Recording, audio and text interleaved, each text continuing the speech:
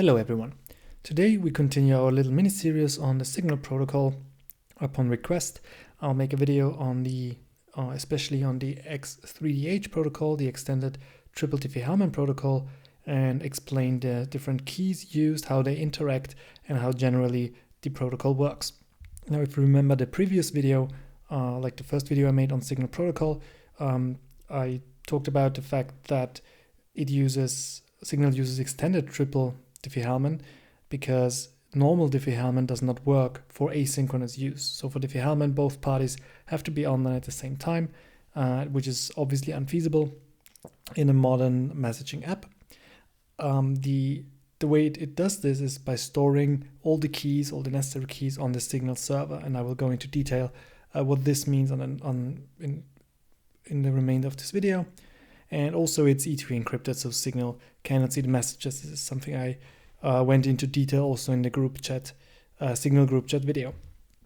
So for this video, we have our three parties again. We have Alice, who wants to send a message to Bob, and the Signal server working as a curator between them where the keys are stored, so basically as a trusted server. So you need to trust the server, otherwise the whole protocol doesn't work, which is one of the Achilles heels of most E2E encryption schemes. However, in this case, there is just no other way around this, because otherwise you cannot do asynchronous authentication. So the extended triple Diffie-Hellman protocol works in 3 steps. First, Bob publishes his identity keys and pre-keys to the Signal server. Then Alice fetches all these keys she needs and sends the initial message to Bob using various parameters, and Bob receives the message and processes Alice's messages, thereby also calculating the symmetric key, and the protocol is concluded. Now I will go through each of these steps, step by step. First, let's talk about the keys used in the protocol. First, we have Bob's identity key. This is a long-term key which stays constant, so this doesn't really change.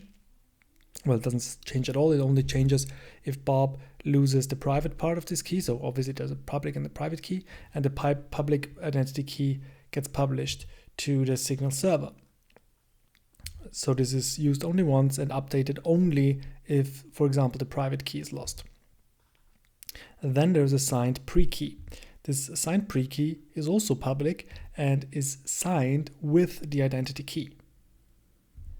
The pre-key signature is also published on the server. So this is now signed with Bob's identity key, well, with his private key, of course, because if you don't know how private and public keys interact, I recommend you watch my video on asymmetric encryption. There I detail it in detail, but just to shorten it, basically you sign things with your private key and other parties can validate the signature with your public key. It's basically the other way around for encrypting. You encrypt with the other party's public key and you decrypt with your private key. So this pre-key is updated at regular intervals. That depends on the protocol implementation, but it's maybe weekly or monthly.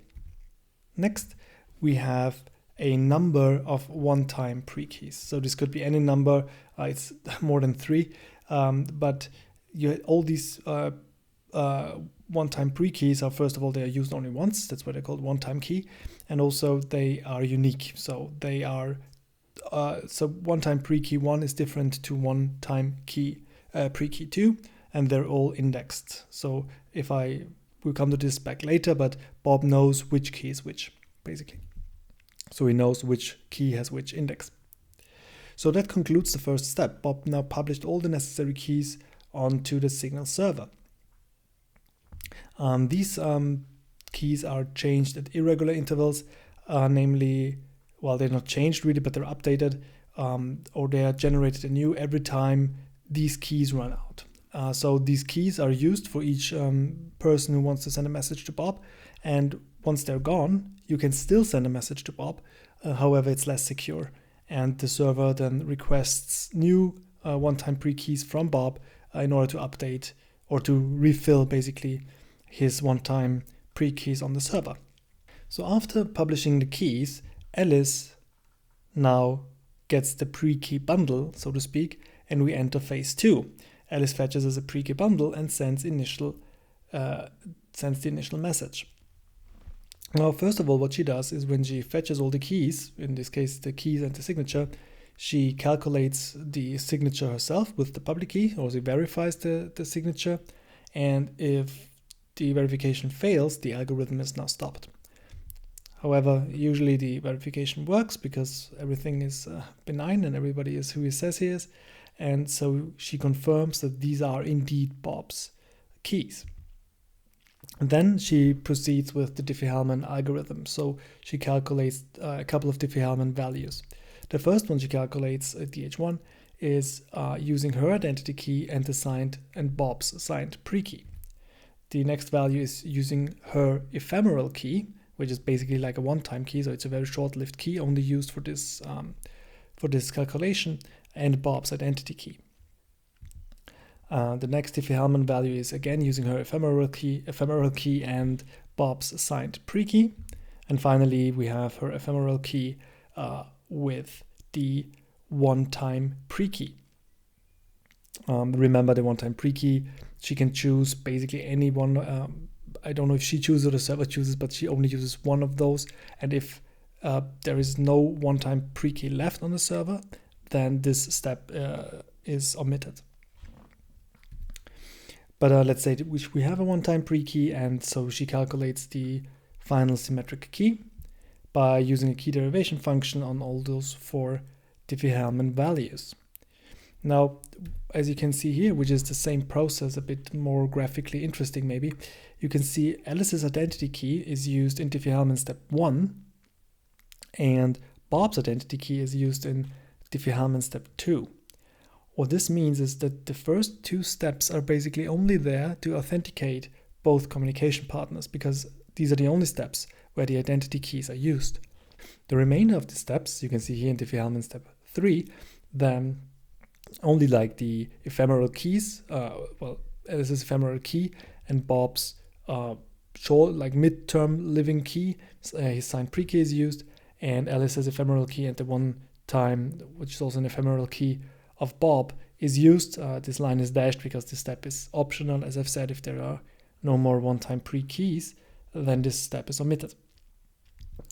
If Alice calculates all the values she needs to calculate in order to have the symmetric key, she deletes all the values, of course, for security reasons, and she only keeps the symmetric key.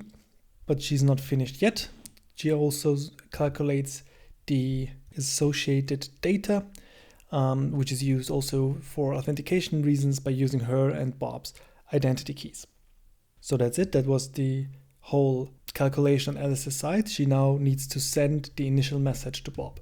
She sends her identity key, she sends her ephemeral key, and she sends the index of the one-time pre-key she used.